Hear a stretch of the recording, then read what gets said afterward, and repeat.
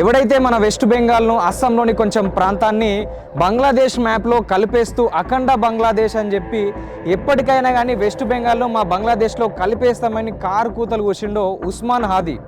So వీన్ని అదే దేశంలో ఎవడో చంపేసిండు. సో ఇప్పుడు మమతా బెనర్జీ గారు ఒక డిఫరెంట్ స్టేట్మెంట్ అది ఇస్తుంది.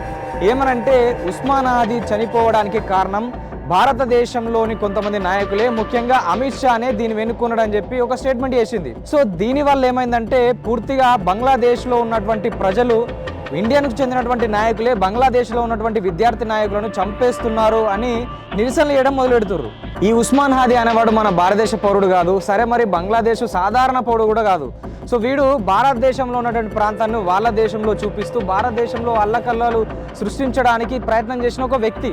సో వానిపైన మరి మమతా బెనర్జీ గారికి ఎందుకంత జాలి దయ అనేది ఇక్కడ పాయింట్.